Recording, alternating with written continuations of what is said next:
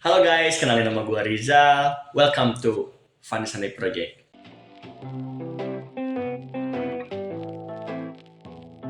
Selama berabad-abad lamanya, terdapat sebuah kota yang mempunyai benteng yang sangat kokoh dan tidak pernah tertembus. Banyak kerajaan besar mencoba untuk menyerbu benteng ini.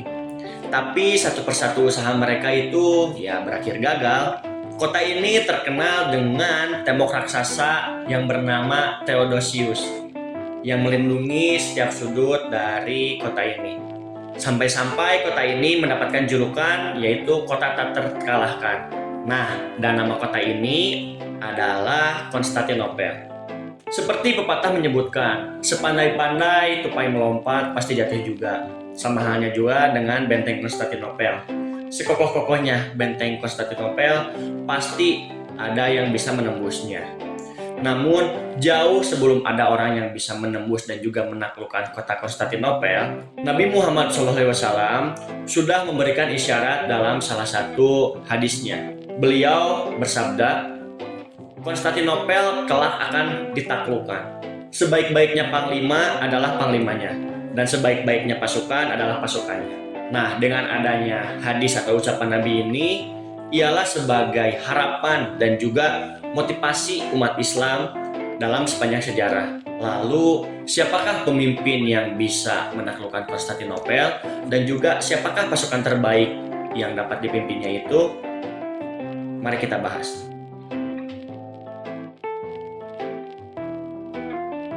Sebelum ke penaklukan Konstantinopel, kita perlu mengetahui Konstantinopel itu apa, kota apa, dan termasuk ke dalam wilayah apa.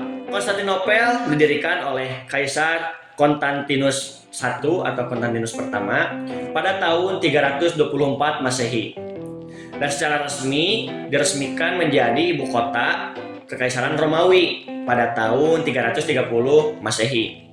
Sejak saat itu, kota ini tidak hanya menjadi pusat pemerintahan, melainkan sebagai pusat perdagangan, budaya, dan juga agama untuk agama Kristen.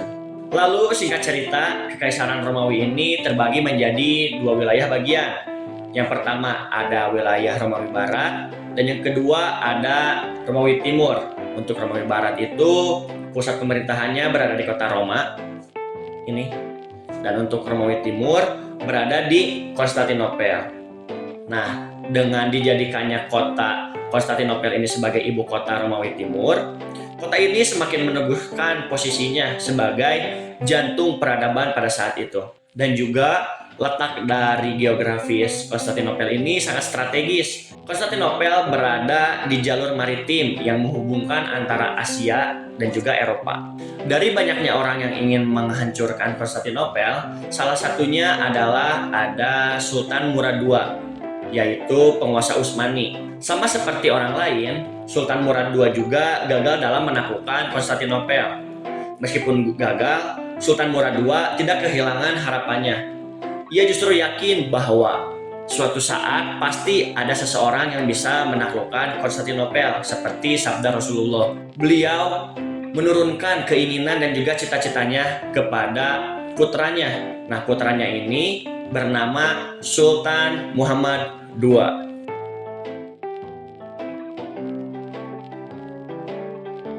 Muhammad II lahir pada 30 Maret 1432. Sejak kecil, Muhammad II sudah dipersiapkan dengan kualitas yang terbaik, baik itu dari lingkungannya, pendidikannya, maupun dari segi ekonominya. Dia diberikan pendidikan terbaik oleh orang tuanya. Pada saat kecil, dia dididik oleh dua ulama besar. Yang pertama ada Syekh Ahmad Al-Qurani, dan yang kedua ada Syekh Samsudin. Dua ulama ini merupakan ulama terbaik pada saat itu, dan dari merekalah Muhammad II belajar ilmu agama, strategi, dan juga kepemimpinan untuk menaklukkan Konstantinopel. Bapaknya sudah memilihkan dia ulama terbaik dari awal. Jadi bapaknya memilihkan dia ulama yang terbaik dari awal. Gurunya yang pertama namanya Syekh Ahmad Al-Qurani. Seperti namanya, dia mengajarkan Al-Quran. Karena dasar daripada semua pendidikan harus Al-Quran. Maka dia ajari Muhammad Al-Fatih Al-Quran, tapi ketika syekhnya ini mengajar, ini anak kok bandel banget. Maka dia bilang sama bapaknya, mohon maaf Sultan, ya gimana Syekh, saya boleh mendidik anak anda sesuai dengan cara saya? Oh silakan saja Syekh, gak ada masalah. Dipanggil Muhammad Al-Fatih, sini kamu nak, sini kamu Muhammad. Sudah dibawain satu kayu. Ketika datang tanpa ada alasan apa-apa, ini ada dipukul pakai kayu, jetar. Kayu dipukul, anaknya langsung mentalnya down. Mentalnya down semenjak saat itu dia langsung hormat pada gurunya. Paham teman sekalian? Dia langsung hormat pada gurunya. Hasilnya 8 tahun hatam Al-Quran. Hafal Al-Quran, hafiz 8 tahun. Itu karena dipukul gurunya. Ketika sudah gede Al-Fatih bilang, gara-gara pukulan itu saya jadi sayang sekarang. Kalau Syekh Ahmad gak pernah mukul saya, mungkin saya gak jadi seperti sekarang. Gurunya yang lain namanya Syekh Aksyamsuddin yang menemani dia dari awal. Membentuk mentalnya, membentuk adabnya, membentuk akhlaknya. Gimana caranya? Nih ibu-ibu sekalian, dia memulai caranya dengan bercerita. Muhammad Al-Fatih kecil ini semua cerita-cerita yang berguna. Aksyamsuddin ini jenius sejarah, jenius bahasa, jenius tanaman-tanaman obat, jenius astronomi, dan jenius-jenius yang lain juga. Dia polimat, dia jenius dalam berbagai macam perkara. Zaman sekarang multi talenta. Muhammad II adalah anak yang sangat cerdas. Di usia muda, berkat pelatihan dari kedua ulama tersebut, dia sudah menghafalkan Al-Quran. Dan juga di masa kecilnya itu, dia dikelilingi oleh ulama dan juga cendekiawan yang membuatnya dapat menanamkan ilmu pengetahuan dan juga dia mendapatkan wawasan yang luas. Muhammad II juga bisa menguasai berbagai bahasa asing seperti Arab, Persia, Latin, dan juga Yunani. Bahkan di usia 11 tahun, Muhammad II sudah dipercaya untuk menjadi gubernur oleh orang tuanya, yang dimana ini adalah sebuah tanggung jawab yang besar untuk anak-anak seusianya. Tidak lama kemudian, di usia 12 tahun, ia sempat naik tahta dan menjadi Sultan Utsmaniyah pada saat itu. Meski pada saat itu, ayahnya masih membantu di belakang layar untuk mengatur pemerintahan. Tapi, kondisi saat itu tidak memungkinkan untuk menjadikan Muhammad II sebagai sultan karena terdapat konflik dan juga bersisihan dengan negara tetangga. Maka ayahnya kembali menjabat sebagai sultan dan Sultan Muhammad II itu dilengsarkan.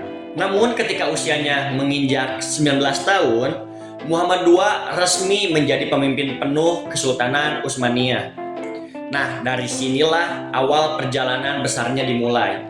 Membawa mimpi yang diwariskan oleh ayahnya, oleh umat Islam, sekaligus untuk mewujudkan janji Nabi Muhammad SAW. Tahun 1451, Muhammad Al-Fatih resmi naik takhta sepenuhnya. Usianya baru 19 tahun. Dunia menertawakannya, menganggapnya terlalu muda. Tapi, di kepalanya hanya ada satu hal, Konstantinopel. Ia tahu kota itu bukan kota biasa. Telah bertahan dari serangan bangsa Arab, Persia, hingga Mongol. Dan untuk menaklukkannya, dibutuhkan strategi yang belum pernah dicoba siapapun sebelumnya.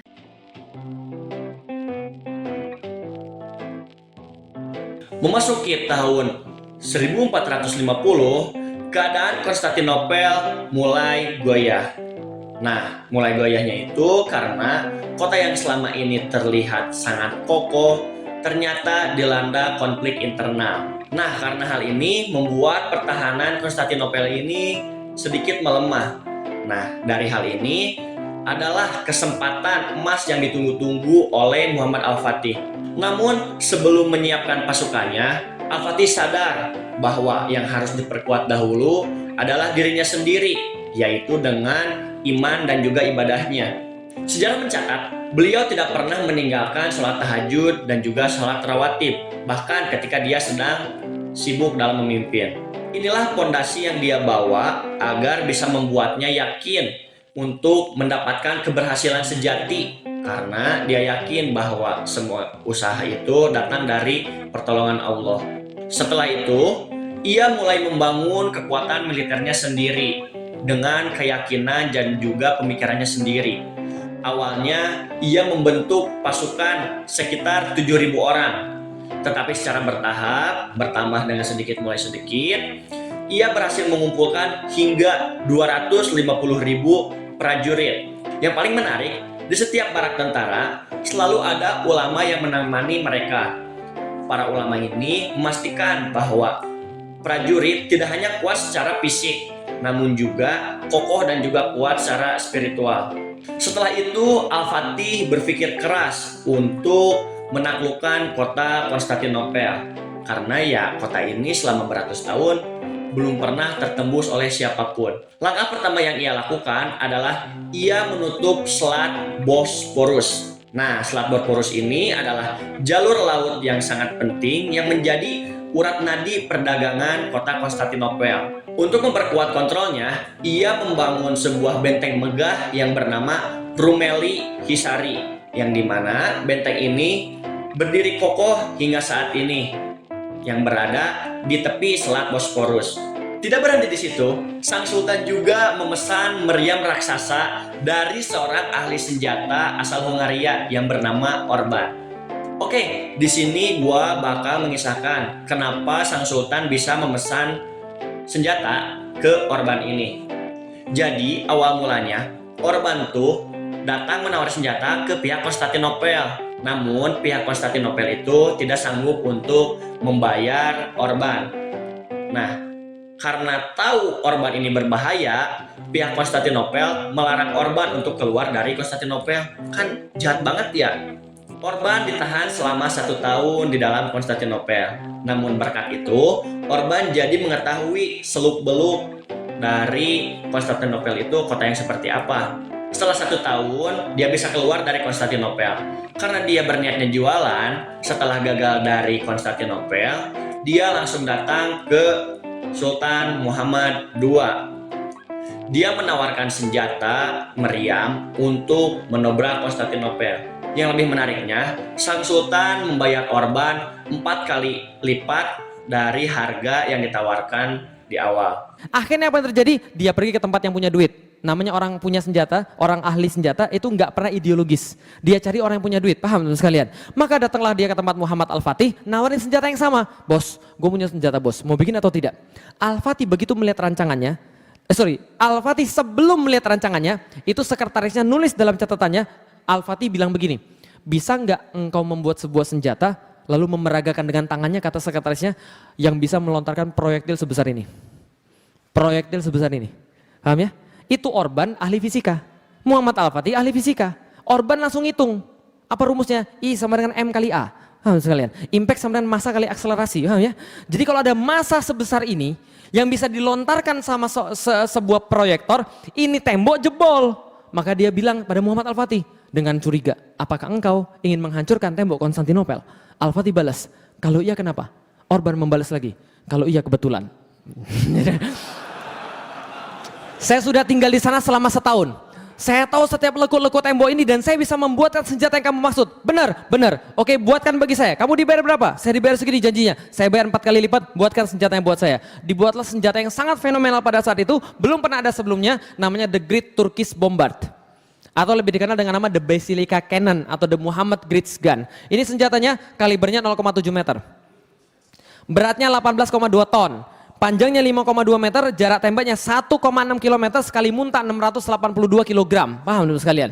Setelah semua yang dipersiapkan untuk perang ini siap, baik itu dari jumlah pasukan, jumlah makanan, dan juga meriam yang dipesan dari Orban, sang sultan mulai pergi ke wilayah Konstantinopel untuk menyerang kota tersebut.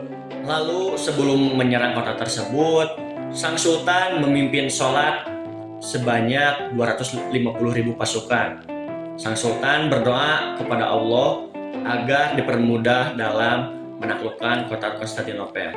Setelah dekat dengan kota Konstantinopel, bahkan beberapa sejarawan menyebutkan hanya 1 kilo dari kota Konstantinopel, Muhammad Al-Fatih atau Sultan Muhammad II mengambil langkah terakhir sebelum perang. Seperti halnya yang dilakukan oleh Nabi Muhammad, ia mengirim surat kepada Kaisar Bizantium saat itu, yaitu Konstantinus 11. Isi surat itu ya sederhana, masuklah Islam atau serahkan kota tanpa perlawanan, jika tidak peranglah solusinya. Namun Kaisar Konstantinus 11 dengan tegas dan juga dengan pede menolak, karena ya emang selama ratusan tahun kota Konstantinopel ini belum pernah kalah gitu dalam perang. Baginya menyerahkan Konstantinopel sama aja dengan mengakhiri bangsa Romawi Timur yang juga udah berdiri setelah lebih dari 1000 tahun. Dan dengan penolakan itu, maka tidak ada lagi jalan damai. maka terjadilah perang antara Sultan Muhammad II dan juga Konstantinus XI.